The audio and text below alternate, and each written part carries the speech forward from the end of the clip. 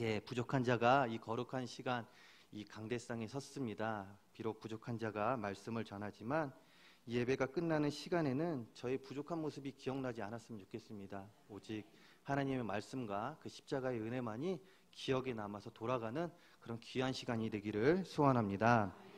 예, 혹시 살인마 고재봉이라는 이야기 들어보신 적 있으신가요? 예, 많이 있으시네요. 자, 혹시 안 들어보신 분을 위해서, 예, 그런 분들을 위해서, 예, 제가 그냥 넘어갈 줄 알았죠. 예, 그런 분들을 위해서 제가, 예, 살인마 고재봉 이야기를 다시 한번 전해드리겠습니다. 잘 들어보시기 바랍니다.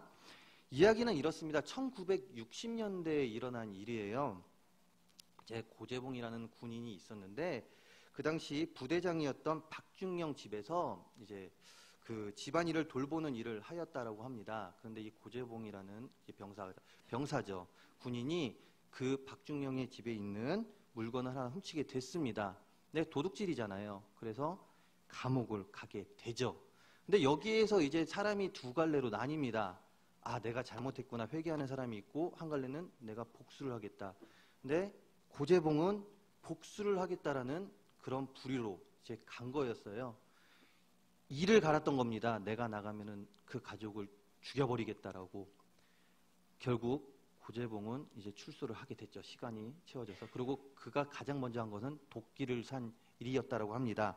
도끼를 사고 그가 간 것은 어디였나요? 바로 박중영의 집이었죠. 박중영의 집에 가서 그는 6명이 되는 일가족을 무참히 죽입니다. 무참히 죽였는데 문제는 이게 아니었다라는 거예요. 그가 죽인 사람이 박중영의 가족이 아니라 따로 이제 새로 부임한 이중영의 가족이었다라는 것입니다. 그래서 이제 고재봉은 살인을 했기 때문에 이 살인죄로 교도소로 다시 돌아가게 됐죠. 이렇게 살인죄로 복역을 하던 중 어느 한 전사님이 그 고재봉 씨를 만나서 주님 믿으십시오 그러면서 성경책을 주고 갔다라는 것입니다. 성경책을 주고 이제 고재봉이 할 일도 없고 그래서 성경책을 봤나 봐요. 근데 요한복음 말씀을 읽다가 자신이 잘못한 것을 깨닫고 펑펑 울면서 회개를 하고 결국에는 남은 기간 동안 그곳에서 하나님의 말씀을 전하다 천국에 갔다라는 그런 이야기입니다. 예, 제가 이 이야기를 잘 들어보라고 했는데요. 이 이야기를 들으셨을 때 여러분 어떠셨습니까? 마음에 평안이 있으셨나요? 마음에 아니면 어려움이 있으셨나요? 살인마가 하나님의 자녀가 되었습니다. 자신과 관련도 없는 일가족을 죽여버렸어요. 그런데 단번에 천국에 가게 되었다라는 것이죠. 회개하고 하나님을 믿음으로써 천국에 가게 되었다라는 것이죠. 참 불편한 이야기입니다. 진짜 잘 살아도 하나님 잘 믿어도 내가 지은 죄 하나 때문에 나는 천국 못 간다고 그렇게 약한 믿음을 가지고 살아가는 사람도 있는데 내가 사람 일가족을 6명을 죽였는데 단박에 천국으로 가는 그 직행문을 얻게 되었다는 이 이야기를 들었을 때 이성적인 판단을 가진 사람들에게는 참 이해하기 쉽지 않은 그런 이야기이지요. 예, 물론 제가 처음에 이런 흉악범 이야기를 예를 들어서 그렇지만 하나님께서 죄인들을 용서하시는 장면들 성경에 많이 나옵니다. 많이 나오고 이런 장면들을 많은 이제 이성적인 사람들이 봤을 때 참 이해가 안 된다라고 이렇게 생각을 하죠. 이해가 되지 않을 때가 너무나도 많이 있습니다. 왜 그렇습니까? 죄인들 혹은 소외된 자들, 사람들이 만나기 싫어하는 자들의 품으시는 그 하나님의 파격적인 사랑과 은혜는 이성적인 머리, 즉 이성적인 머리를 가진 자들에게 절대 이해가 될 수 없는 이야기이기 때문입니다. 예, 오늘 우리가 읽은 주님과 사마리아 여인과의 대화 이야기 안 읽었죠? 예, 제가 처음이라서 이랬습니다. 예, 우리 다시 처음으로 돌아가긴 그렇고요. 예, 요한복음 4장 1절부터 8절까지 말씀 보시겠습니다. 예, 요한복음 4장 1절에서 8절까지. 아니 누가 좀 얘기 좀 해주시지 그러셨어요.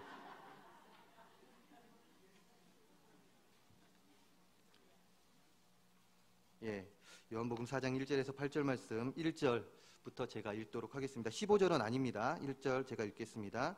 예수의 제자를 삼고 세례를 주는 것이 요한보다 많다 하는 말을 바리새인들이 들은 줄을 주께서 아신지라.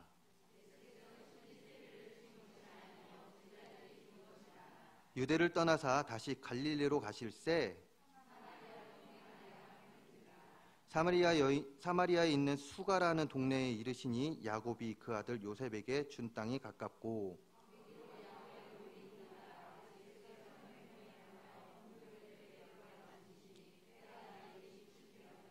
사마리아 여자 하나가 물을 길러 왔음에 예수께서 물을 좀 달라 하시니 아멘. 예, 다시 본론으로 가겠습니다. 예, 오늘 읽은 말씀, 이 사마리아 여인의 말씀, 저희들 한 번씩은 다 들어봤을 내용입니다. 교회 생활을 하신 분들은 참 많이 들어봤을 내용인데요. 이 이야기를 통해서 우리가 많은 교훈들을 얻습니다. 4장 23절, 비록 읽진 않았지만 4장 23절을 내용을 보게 되면 진정한 예배가 무엇인지, 우리가 어떤 예배를 드려야 되는지에 대해서도 다시 한번 깨닫는 그런 교훈을 얻게 되고요. 또한 14절에서 주님이 가르쳐 주시는 영생수에 대한 이야기도 저희들이 볼 수 있다라는 것이죠. 그렇지만 저는 오늘 읽은 말씀 속에 나오는 두 주인공, 주님과 사마리아 여인의 대화 속에서 우리의 모습을 생각해보고 그 속에서 비춰지는 주님의 파격적인 사랑과 은혜, 그 갚을 수 없는 하나님의 은혜에 대해서 이야기해 보려고 합니다. 자, 주님과 사마리아 여인이 만난 곳은 바로 주님께서 유대에서 갈릴리로 돌아가시던 그 길, 사마리아 땅에 있었던 야곱의 우물에서 이루어졌습니다. 즉 지금 야곱의 우물가에서 주님과 사마리아 여인이 만나서 얘기를 하고 있다라는 것이죠. 그렇다면 주님께서는 왜 유대에서 갈릴리로 가셔야 했을까요? 그 이유는 오늘 1절 말씀에서 그 이유를 찾아볼 수 있습니다. 오늘 1절 다 같이 읽어보겠습니다. 예수의 제자를 삼고 세례를 주는 것이 요한보다 많다 하는 말을 바리새인들이 들은 줄을 주께서 아신지라. 아멘. 예, 무엇이 문제였을까요? 전혀 문제될 게 하나도 없잖아요. 세례 준다는데, 죄인들 세례 줘서 은혜 받게 해준다는데 뭐가 문제였을까요? 바로 지금 이 세례가 문제였다라는 것입니다. 세례 주고 있는 지금 이 모습이 문제였다는 거예요. 이 세례 주는 소식이 바리새인들한테 들어간 것이 지금 문제가 되고 있다는 것입니다. 1절에 나타내어지고 있는 이 바리새인들은요, 일반 바리새인들이 아니라 사내들인 공회원이었습니다. 이들은 유대의 종교적인 문제를 심의하고 조사하는 자들이었는데요. 그래서 이들은 세례 요한이 처음 요단강에 세례를 줄 때도 사람을 보내어서 그 세례 주는 장면을, 세례 줄 때 방해를 했었던 자들이죠. 그때 세례 요한이 그들을 보고 뭐라고 했습니까? 이 독사의 자식들아 라고 마태복음 3장에 나타내고 있습니다. 예, 그만큼 주님이 세례를 주는 것, 즉 그리스도인이 되는 것에 대해서 못마땅해 하는, 그만큼 주님을 적대시하는 자들이 이 소식을 듣게 됐다라는 것이죠. 주님이 세례 주고 있다는 소식을 듣게 됐다라는 것입니다. 그러면 이들의 반응이 어땠을까요? 당장 내 지금 저기에서 주님께서 세례를 주고 있다. 그래? 어디 보자 그러면서 부딪히지 않았을까요? 이들은 분명히 달려갔을 것입니다. 그러고 따졌을 것입니다. 지금 뭐 하는 짓이냐? 너 지금 뭐 하는 짓이냐? 따졌을 것입니다. 주님은 아마 이것을 피하고 싶었을 것 같아요. 이들과 바리새인들과 주님이 부딪히는 것을 피하고 싶었던 것 같습니다. 주님은 그래서 불필요한 마찰을 피하기 위해서 어쩌면 그것을 스스로부터 자유롭고 싶어서 지금 유대에서 갈릴리로 돌아가게 그 결정을 하였는지 모릅니다. 그리고 그 돌아가는 길에 사마리아 땅을 지나가게 되었고 오늘 야곱의 우물가에서 사마리아 여인을 만나서 이야기를 나누게 되었던 것이죠. 근데 좋게 말해서 주님께서 돌아가시기로 한 거지, 어떻게 보면 한편으로 보면요, 이거는 지금 주님께서 피난길을 가시는 것이라고 볼 수도 있습니다. 그들이 산헤드린 공회원 그 바리새인들이 예수님을 가만히 뒀겠습니까? 끝까지 쫓아와서 핍박을 했겠죠. 그렇기 때문에 예수님의 이 길은 사실 평안한 길이 아닐 수도 있습니다. 힘든 길일 수도 있어요. 지치죠, 목마르죠, 배고프죠. 육체적으로 많이 지쳐 있을 뿐만이 아니라 정신적으로도 너무나도 지쳐 있었을지도 모릅니다. 하루빨리 그들에게 벗어나고 싶었던 것이죠. 그렇게 피곤해 지치고 목마르고 지극히 연약한 상태에서 주님은 우물가에 앉아 계십니다. 그 앉아 계실 때 사마리아 여인이 온 거죠. 왔을 때 주님께서 사마리아 여인아 나에게 물 좀 줄 수 있겠니? 라고 이야기하고 있다라는 것입니다. 여기서부터 이야기가 시작되고 있다라는 것이죠. 자, 우물가에 물을 기르러 나오는 이 장면, 한 여인이 우물가에 물을 기르러 나오는 이 장면, 저희가 생각했을 때 이것이 그냥 아무렇지도 않게 생각할 수도 있는 일입니다. 너무나도 일상적인 일이죠. 물이 없는 상황에 우물가에서 물을 길러야지 저희가 밥을 해 먹든 음식을 하든 할 수 있으니까요. 그런데 저희가 여기서 봐야 되는 것은 이 여인이 우물가에 물을 길르러 나온 그 시간을 우리가 알아야 된다는 것입니다. 오늘 6절 말씀에 뭐라고 하고 있습니까? 이 여인이 제6시쯤 되었더라 라고 이야기하고 있습니다. 자, 6시 몇 시일까요? 몇 시요? 지금 여러 군데 나왔어요. 지금 의견이 분분합니다. 몇 시일까요? 12시 6시? 12시. 어린아이가 12시라고 크게 외쳤어요. 감사합니다. 12시입니다. 근데 밤 12시가 아닌 정오 12시라는 것이죠. 저녁 6시가 아닌 정오, 즉 12시라는 것입니다. 그럼 이게 어떻게 이야기되는 것입니까? 지금 주님과 사마리아 여인이 만난 시간은 몇 시? 12시라는 것입니다. 한낮이란 얘기죠. 햇볕이 쨍쨍 비치는 이 한낮이라는 것입니다.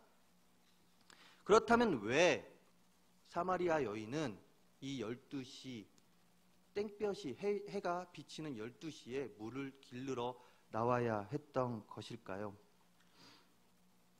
당시 그 지역의 여인들은 한낮에 너무 덥기 때문에 나오지 않았습니다. 물을 길르러 밖으로 나오지 않고 주로 오후 6시 밤에 선선할 때 이렇게 나왔던 것이죠. 이렇게 나와서 여인들끼리 앉아서 수다도 떨고 이런저런 얘기하고 또한 교제도 하면서 남존여비 사회에서 벗어나 잠시나마 여유를 가지고 살았던 그런 사회였습니다. 그렇지만 오늘 말씀의 주인공 주님이 아닌 다른 사마리아 여인은 12시에 물을 길르러 갔다라는 것이죠. 반대로 가장 힘든 시기에 물을 길르고 있다라는 것입니다. 왜 그랬을까요?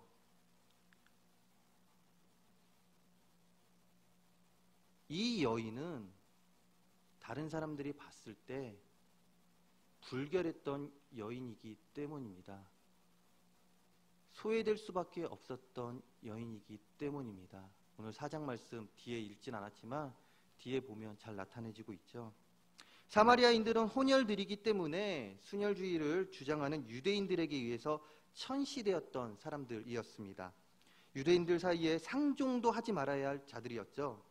그런데 그런 사마리아인들 사이에서도 이 여인은 같은 사마리아인들끼리에서도 천시를 받았던 여인이었습니다.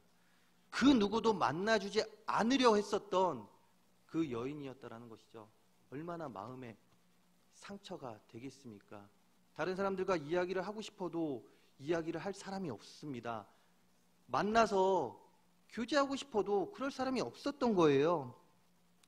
소위 말하는 왕따, 지금 사회에서 말하는 왕따였죠. 배척당한 불쌍한 여인이었습니다. 남편 5명을 거치는 동안 이 여인은 아마 쭉 이 우물가에 있었을 것입니다. 첫 번째 남편을, 두 번째 남편을, 세 번째, 네 번째, 다섯 번째 어떤 남편이 되었든 간에 이 우물가에 쭉 왔을 거예요. 근데 이 여인이 처음부터 지금 이 땡볕에 물을 길르러 왔었을까요? 그렇진 않았을 것입니다. 물론 처음에는 이 여인도 다른 사마리아 여인들과 같이 오후 6시에 나와 함께 대화도 하며 지내왔을 것입니다. 그런데 어느 순간부터 이 여인은 정오에 나올 수밖에 없는 그런 사람으로 변하게 되었다는 것이죠. 혼자가 되었습니다. 친구라고는 없습니다. 지금까지 인생을 돌아볼 때 밀려오는 건 허무와 죄책감 뿐이었죠. 이 여인은 살아오면서 마주쳤던 여러 갈림길을 떠올려 보았을 때 내가 만약 그때 이 선택이 아닌 그 선택을 했으면 얼마나 좋았을까 후회를 했을지도 모릅니다. 그런 후회 가운데 매일매일을 살아가고 있었을 거예요. 12시면 그 땡볕에 나와서 물을 기르면서 내가 지금 이렇게 안 살 수 있었는데 왜 내가 지금 이렇게 살아야 되냐고 후회를 하며 살고 있었을 것입니다. 그런 이 사마리아 여인 앞에 누가 나타나셨나요? 바로 주님께서 나타나셨죠. 그리고 주님과 대화를 하기 시작합니다.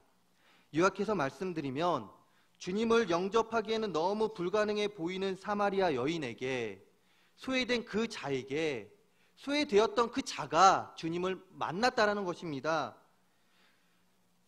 자신은 만날 수 없을 거라고 생각했을 거예요. 왜냐하면 나는 천한 자니까, 부정한 자니까, 나는 용서받기 힘든 자니까 내가 어떻게 주님을 만납니까? 후회가 막심한 그런 삶을 살았던 이 자가 주님을 만났다라는 것입니다.